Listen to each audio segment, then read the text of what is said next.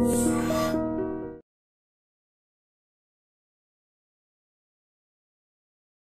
Everybody, అందరికీ నమస్కారం. Welcome to the special show. నాతో పాటు భూమి ముందుకి రొటేట్ అవుతూ ఉంటే ఈయనకి మాత్రం ఏజ్ వెనక్కి వస్తూ ఉంటుంది. ఇప్పటికే మీరు అందరూ చాలా ఈజీగా గెస్ట్ చేసేసి ఉండొచ్చు. హీఈస్ నన్ అదర్ దాన్ మన బ్రహ్మాజీ గారు, వన్ ఆఫ్ ది డియరెస్ట్ అజాత శత్రు ఆఫ్ టాలీవుడ్ అని ఇంట్రడ్యూస్ చేయొచ్చు. సార్ నమస్తే. నమస్తే. ఎందుకు సార్ నవ్వుతున్నారు? చాలా ఎంబ్రాసింగ్ ఫీల్ అవుతున్నాను. ఎందుకు అట్లాగా? అంత పొగుడుతుంటే అన్ని నిజాలే కదండి. తట్టుకోలేకపోయాను. కానీ నిజంగా I wanted to ask you this అండి. అందరూ చాలా గ్రేస్ఫుల్గా ఏజ్ అవుతుంటే మీరు చాలా గ్రేస్ఫుల్గా రీఏజ్ ఎలా అవుతున్నారు చెప్పరా ప్లీజ్? దిస్ ఇస్ ఈ ఇంటర్వ్యూ 8 ఇంటర్వ్యూలు ఇచ్చుంటాను. 8 ఇంటర్వ్యూలు ఇదే ఫస్ట్ క్వశ్చన్. అంటే ఇది జగవెరిగిన సత్యం కదా, ఎవరికి వాళ్ళు తెలుసుకోవాలి అని అందరూ తెలిసిందే, వదిలేండి ఇంకేముంది. ఏం తెలుసు సార్, ఆన్సర్ చెప్పలేదు కదా. అందరికీ తెలిసిందే ఏముంది. మీరు చెప్పండి సార్, నేను తెలుసుకోవాలనుకుంటే నాకు తెలీదు, మీరు చెప్తే. ఏమై ఉంటుంది మీరు చెప్పండి పోనీ. యూజువల్గా ఈ క్వశ్చన్ అడిగాం అనుకోండి సార్, ఎవరన్నా ఏం చెప్తారో తెలుసా? చాలా కెమెరా ఫ్రెండ్లీగా కంటెంట్మెంట్, సంతోషం, లోపల నుంచి చేసే పని పట్ల ఆనందం, ఇట్లాంటివి కాదు సార్. నిజం చెప్పండి. ఇప్పుడు మీరు చెప్పండి సార్ ఒక ఫుల్ అయిన ఆన్సర్. ఫుల్ అయిన ఆన్సర్ అంటే డైలీ మందు తాగండి, యంగ్గా ఉంటారు. నాన్ వెజ్ తినండి, దొబ్బి తినండి, బాగుంటుంది. డైలీ బిర్యానీ తినండి, మంచి హెల్తీగా ఉంటుంది. కక్క మొక్క రోజు ఉంటే హ్యాపీగా. మంచి తెలుగు సినిమాలు రోజు కూడా చూడండి, రిలీజ్ అయిన ప్రతి సినిమా చూడండి. హ్యాపీగా ఫిట్గా ఆనందంగా ఉంటారు. ఇంతకన్నా కావాల్సిందే ఉంది మనకి. అందులోంచి ఒక 100 అర్థాలు ఎత్తుక్కోవచ్చు అన్నది మాత్రం నాకు అర్థమైంది. ఉన్న స్ట్రైట్గా చెప్పారు, శుభ్రంగా తినండి. సో మినిమం ఒక 3 to 4 hours, ఒక 5 hours అన్న వర్కౌట్ చేస్తారా సార్ మీరు? అంత చేస్తే అలాగే ఇంకా 45 minutes చేస్తుంది. 45 minutes intense activity, 1 hour. Done sir. మీ ఫిట్నెస్ సీక్రెట్ అయితే కొంచెం ఒక 1% అర్థమైంది మీరు ఎంత వ్యంగ్యంగా చెప్పినప్పటికీ కూడా. But still getting on to the movie sir. Bapu, father suicide story. ఈ సినిమాలో కంప్లీట్గా ఒక తెలంగాణ యాక్సెంట్తో you have been presenting yourself. Telangana యాక్సెంట్కి సంబంధించి స్పెసిఫిక్గా అంటే ఎక్కడ పెంచాలో ఎక్కడ తగ్గించాలో ఆ యాక్సెంట్లో ఆ స్లాంగ్ బ్యూటీ ఉంటుంది చూసారా, స్పెసిఫిక్గా you have worked on that? లేదు అంటే ఇక్కడే ఉంటున్నాను కదా, తెలంగాణలో ఉంటున్నాం కాబట్టి ఎప్పుడు వినపడుతుంటుంది. అందరితో మాట్లాడుతుంటాం కదా, జనరల్గా తెలంగాణలో ఉంటున్నాం, తెలంగాణ వాళ్ళతో మాట్లాడుతుంటాం కాబట్టి ఆటోమేటిక్గా తెలియకుండా లోపలకి వెళ్ళింది తెలుసు. ఒక విలేజ్ ఇంటీరియర్ అంటే కొంచెం జాగ్రత్తగా విని ప్రాక్టీస్ చేసి చేయడం, జాగ్రత్త తీసుకున్నాం అంతే. ఒక రకంగా సార్ ఈ సినిమాతో హీరోగా కూడా ఇంకొక innings of your career start చేశారని యాక్సెప్ట్ చేయాలి. ఇందులో నేను ఎక్కడ హీరో, బాపు అన్న పేరేమో మా ఫాదర్, ఆయన ఫాదర్ స్టోరీ అక్కడ ఉన్నాడు, బలగం హీరో, నేను క్యారెక్టర్ చేశాను అంతే. అలా చెప్పడం మీ మోడెస్టీ, మీ హంబల్నెస్. మళ్ళీ నా వెంటనే ఇలాంటి డైలాగ్ ఒకటి అనాలి సార్, ఎంత డౌన్ టు ఎర్త్ సార్ మీరు అన్న వెంటనే నాదొక డైలాగ్ పడాలి. అంత శ్రమ మీకు ఇవ్వను కానీ, బట్ మీరు అంత శ్రమ పడద్దు. జెన్యున్గా అదే నేను మెయిన్ ఇంపార్టెంట్ రోల్ చేశాను కదా, మీకు తెలుస్తుంది కదా. ఇప్పుడు కదా సార్, మాకు మేము సలార్, ఇప్పుడు దేవరా ఎవరు హీరో? ఎవరు sir? Devara cinema suppose, obviously understood, అంతే కదా. సో అలాగా బాపు అంటే బ్రహ్మాజీ గారు హీరో, అండర్స్టూడ్. బాపు అంటే దాని అర్థం ఏంటి? ఫాదర్ అని. ఎవరు father? Brahmaji father. Brahmaji father ఎవరు? ఈయన ఫాదర్ ఆఫ్ ఎవరు అంటే అప్పుడు బ్రహ్మాజీ అని వెంటనే వస్తుంది కదా. బ్రహ్మాజీ ఫాదర్, కొడుకులు ఉంటారు, కొడుకు ఫాదర్, అలాగే అంతే. ఆయన కొడుకు. సరే sir, your answer. My father story అండి అది, మై ఫాదర్ సూసైడ్ స్టోరీ. సరే sir, you are being very humble, very modest, very down to earth. అసలు మీరు సూపర్ సార్. నేను సూపరే. Okay sir, moving ahead, title చూస్తే బాపు ఫాదర్ సూసైడ్ స్టోరీ, టైటిలే అంత ఇంటెన్సిఫైడ్గా పెట్టినప్పుడు అంటే ఈ సినిమాలో మీ ఫాదర్ మరణానికి మీరు కారణమా? నేను పోతానంటే లేదురా నేనే పోతానంటాడు. సో ఆయన సూసైడ్ చేసుకుంటాడని వెయిటింగ్ మీద చేసుకుంటాడా లేదా, ఎలా చేసుకుంటాడు అన్నది మనకి ఇందులో ఉన్న క్యూరియాసిటీ పాయింట్. సో ఆయన అయితే పంపించడం గ్యారంటీ ఈ సినిమా ద్వారా. ఈ సినిమాలో తెలియదు, అదే సస్పెన్స్. Right sir. సో ఆ సస్పెన్స్ని మెయింటైన్ చేద్దాం, బికాజ్ సినిమా చూసిన తర్వాత ఎక్స్పీరియన్స్ చేసే పాయింట్స్ని ఎక్కువ ఇబ్బంది పెట్టదాల్చుకోవట్లేదు మిమ్మల్ని కూడా. But other than this movie sir, జనరల్గా కూడా నేను నా ఇంట్రొడక్షన్లో చెప్పినట్లుగా బ్రహ్మాజీ అని అంటే అందరితో మంచిగా ఉండే ఒక స్టార్, ఒక అజాత శత్రువు అన్న ఒక ఇంప్రెషన్ డెఫినెట్లీ మీరు అది ఒక ట్యాగ్లైన్ లాగా ఫాలో చేస్తున్నారు. అలా క్రియేట్ చేశా. కాదంటారా? అవును కదా సార్, మీరు అలా క్రియేట్ చేశారు అని అంటే నాకే మీరు అది ఓహో మీరు అలా అనుకోండి అన్నట్టు అనిపించింది. మీరు అలా చెప్తున్నా, చెప్పండి. సో నా పాయింట్ ఏంటంటే అంటే నాన్ కాంట్రవర్షియల్ పర్సన్గా బ్రహ్మాజీ ఉన్నప్పుడు కొంత పొలిటికల్ హీట్ని ఒక పాయింట్ ఆఫ్ టైంలో మీరు ఎదుర్కొన్నారు. అది ఇంటెన్షనల్లా యాక్సిడెంటల్లా అన్నది పక్కన పెడితే ఆ సిచ్యువేషన్కి సంబంధించిన ఒక వివరణ మిమ్మల్ని అడిగితే ఏం చెప్తారు? ఇది యాక్సిడెంటల్ అది ఇంటెన్షన్ ఏంటంటే అసలు what does that incident tell about? మీరు ఏ రకంగా ఇన్వాల్వ్ అయి ఉన్నారు? పొలిటికల్ హీట్ నాకు అసలు పాలిటిక్స్కి నాకు సంబంధం లేదు. అప్పుడప్పుడు జరిగేదాన్ని నేను కొంచెం ఖండించడం కానీ లేకపోతే రియాక్ట్ అవ్వడం కానీ చేస్తుంటా, అంతే తప్పించేది. ఇప్పుడు అది కూడా వద్దని మానేసుకున్నాను, ఇంకా వేస్ట్ అని. ఎక్స్ప్రెస్ చేయడం కూడా అనవసరం వేస్ట్ అంటే ఎందుకు సార్ అంత పొల్యూట్ అయిపోయారు జనాలు అందరూ. Before it was very nice, fun loving, మంచి ఫ్యాన్స్, వాళ్ళ ఇంటరాక్షన్ ఉండేది. ఒక 5 years బ్యాక్ ఇప్పుడు బాగుండేది నీట్గా అంతా. ఇప్పుడు everything motivation is different. Okay, whatever paid whatever this thing he's come. ఆ జాబ్ ఇప్పుడు సోషల్ మీడియా జాబ్స్ వచ్చినాయి. సో ఎవడనే ఉన్నా అంటే వాడి మీద రాయడం అనేది ఒక ప్రొఫెషన్ తయారైంది. అందుకని వాళ్ళతో ఎందుకు మనకు పెంట, దూరంగా ఉందాం. అదర్వైజ్ కూడా మీరు ఇందాక అన్నట్లు సొసైటీలో జరిగిన ఇష్యూస్కి సంబంధించి ఒక వాయిస్గా you wanted to speak it out or దాన్ని ఖండించడము, అప్రిషియేట్ చేయడము వాజ్ బ్రహ్మాజీ. బట్ ఇప్పుడు అక్కడ అట్మాస్ఫియర్ పొల్యూట్ అయింది కాబట్టి యూ సేయింగ్ మీరు అది స్టాప్ చేశారు అని అంటున్నారు. చేద్దామని ఇంకా చేయలేదైతే? అదే చేసే ఆలోచన చేసినట్టే. సో మరి ఇప్పుడు మీ ఎక్స్ప్రెషన్ని బయటికి రావాలి అని అంటే మీరు చెప్పనంటున్నారు, మీరు ఎక్స్ప్రెస్ చేయనంటున్నారు. వేస్ట్. మనం చెప్పడం వల్ల అరవడం వల్ల ఏం జరగదు. ఏదన్నా ఒక సిచ్యువేషన్ని మీరు దాన్ని హ్యాండిల్ చేయడం వల్ల లేకపోతే మీ వాయిస్ బయటికి రావడం వల్ల ఎవరికన్నా న్యాయం జరిగినట్లు కానీ సమాజంలో మార్పు వచ్చినట్లు కానీ ఏం రాదు. ఉత్తిదే, మనుషులు మారరు. వేస్ట్ అండి యాక్చువల్గా. ఎవరి పని చాలా హర్ట్ అయినట్లు అర్థం అవుతుంది సార్. హర్ట్ కాదు, వాళ్ళ పెంపకం బాగాలేదు చాలామంది. సో వాళ్ళు ఏం మాట్లాడుతున్నారో వాళ్ళకి తెలియదు, ఏం రాస్తున్నారో వాళ్ళకి తెలియదు. సో సెన్సిబుల్గా ఉన్న వాళ్ళతో మనం ఇంటరాక్ట్ చేయడం బెటర్. కామన్ సెన్స్ ఉన్నవాళ్ళు, వెల్ బ్రాటప్, మంచి ఫ్యామిలీ బ్యాక్గ్రౌండ్ ఉన్నవాడు ఎలా మాట్లాడతాడు, చదువుకున్నవాడు ఎలా మాట్లాడతాడు, అప్పుడు వేరు, వాళ్ళకి ఆన్సర్ చెప్పచ్చు. చదువు ఉండదు, సంజయం ఉండదు, పెంపకం ఉండదు, వాళ్ళు కూడా మనతో ఇంటరాక్షన్ బికాజ్ యాక్సెస్ ఉంది కాబట్టి కదా. 2 మాటలు నేను ఈయన తిడుతున్నానన్నా. కానీ సార్ ఒక మీడియాలో ఉన్న ఒక సెలబ్రిటీ లైఫ్ అంటే ఎప్పుడు ఒక అద్దాల మేడలో ఉన్నట్టే ఉంటుంది. రాళ్ళు పడచ్చు, పూలు పడచ్చు కదా. నాకెందుకులే అనుకునే వాళ్ళు అనుకుంటారు, పూలే బెటర్, రాళ్ళు ఎందుకు.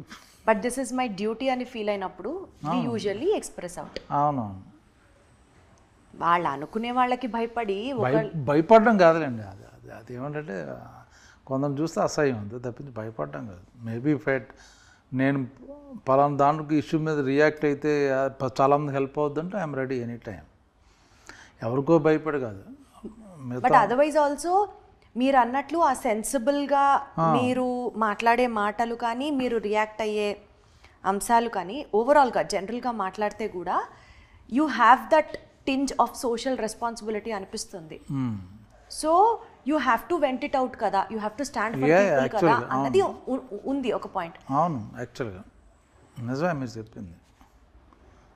మీన్స్ సైలెంట్ కూడా అది నేరం, బీయింగ్ సైలెంట్ అన్నది. బట్ ఇప్పుడు అంటే వాటి యొక్క పొల్యూట్ అయిపోయింది.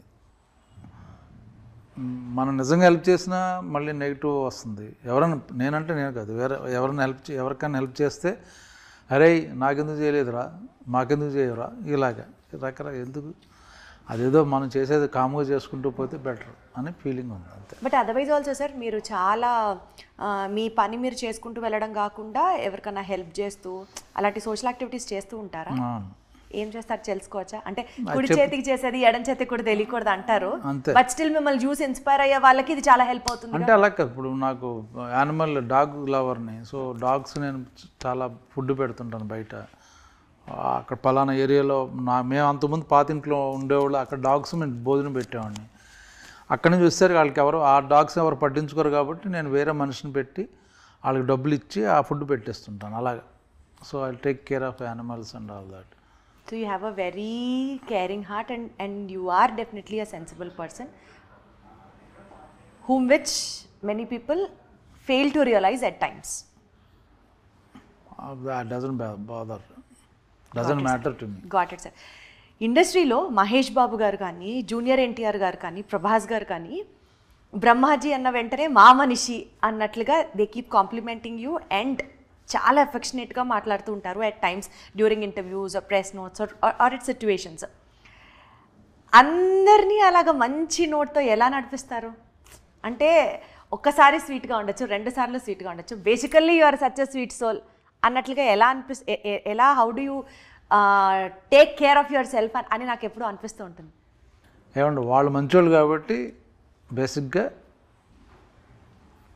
మనకు రెస్పెక్ట్ ఇస్తారు. అది వాళ్ళ గొప్పతనం. మన గురించి మాట్లాడడం, మనల్ని దగ్గర చేర్చడం అనేది వాళ్ళ గొప్పతనం, నాట్ మై క్రెడిట్. అంతే, అర్థమైంది కదా మీకు?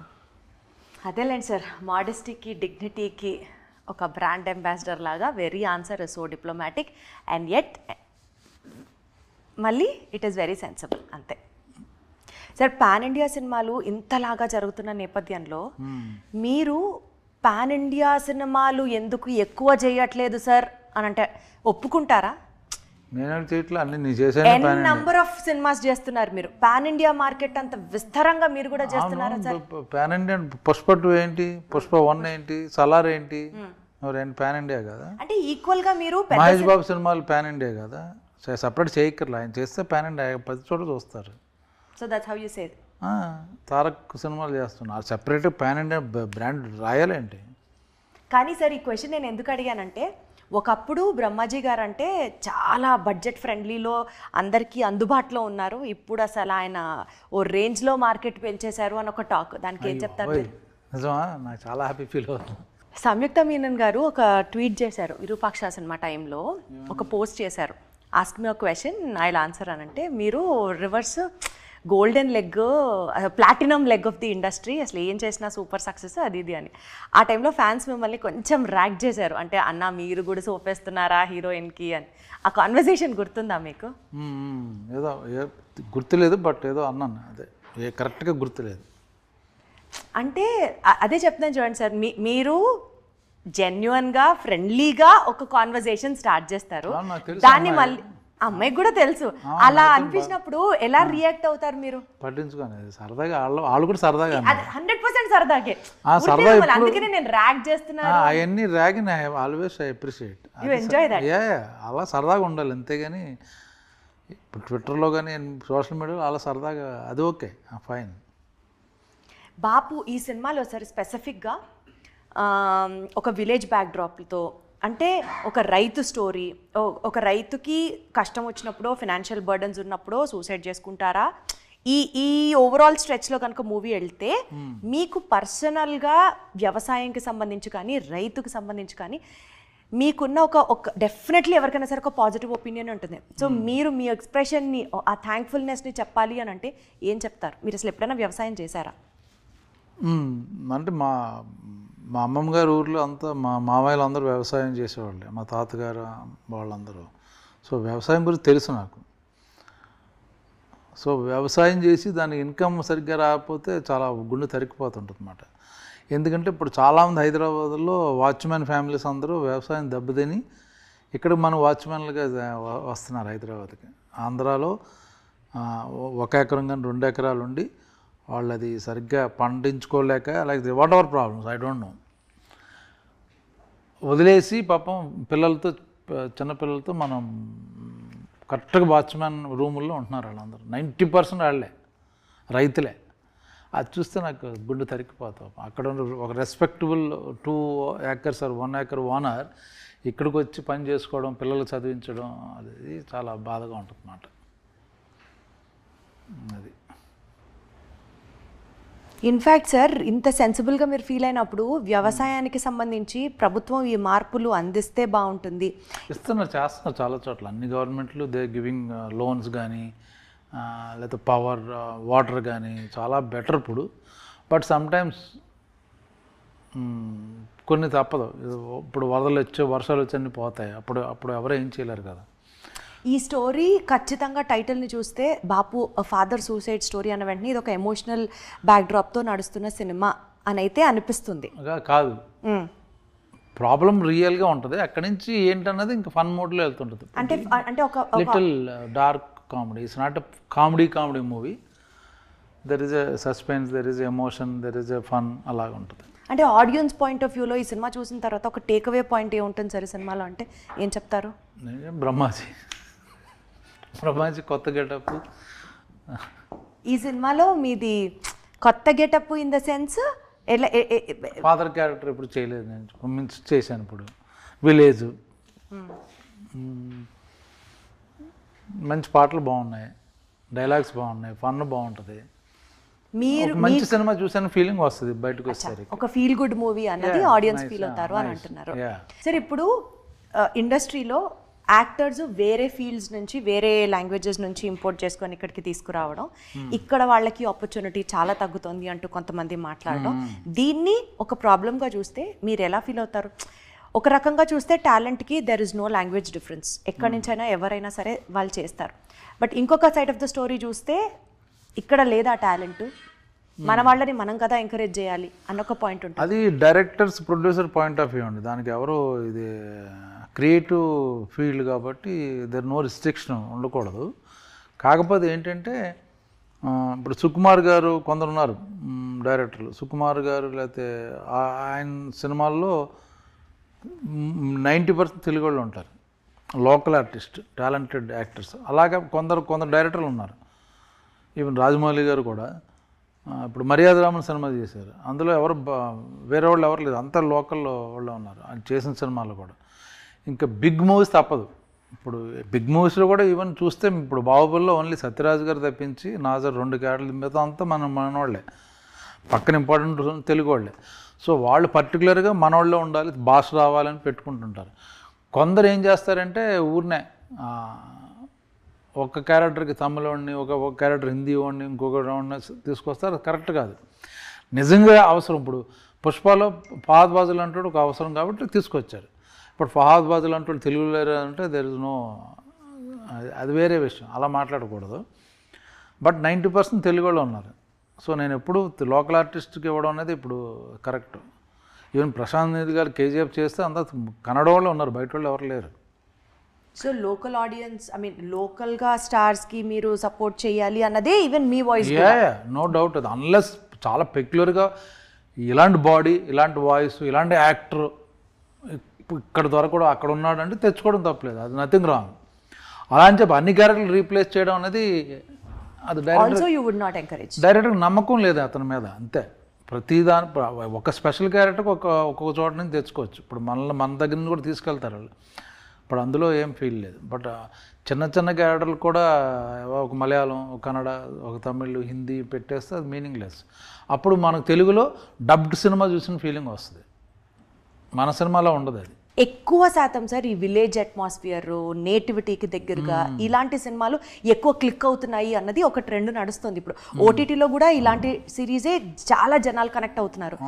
సో మీరు ఒప్పుకున్న వాటిలో ఈవెన్ దిస్ ఇస్ వన్ పాయింటా?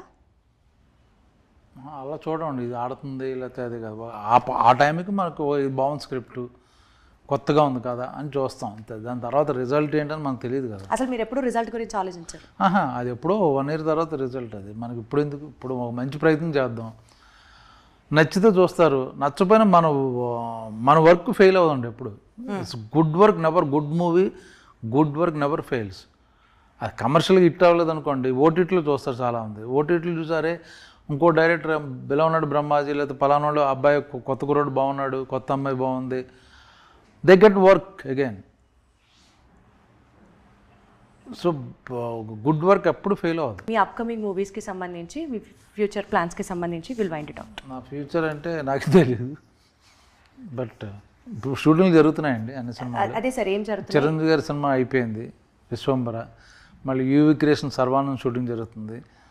ఒకటి మారుతి గారి ప్రొడక్షన్లో ఒక సినిమా అయిపోయింది. శ్రీ విష్ణు గారి సినిమాలు 2 చేస్తున్నాను. ఇంకా అలాగా ఉన్నాయండి, లైనప్ సినిమాలు ఉన్నాయి. సరే sir, as usual evergreen ఫిల్మ్స్తో అండ్ ఆల్సో ఎవర్ గ్రీన్ ఇదే ఛామ్తో మెయింటైన్ చేస్తూ సక్సెస్ఫుల్గా హ్యాపీగా ఉండాలని మనస్ఫూర్తిగా కోరుకుంటూ wishing you all the very best for your cinema success sir. Thank you so much. Thank you అండి, థ్యాంక్ యూ.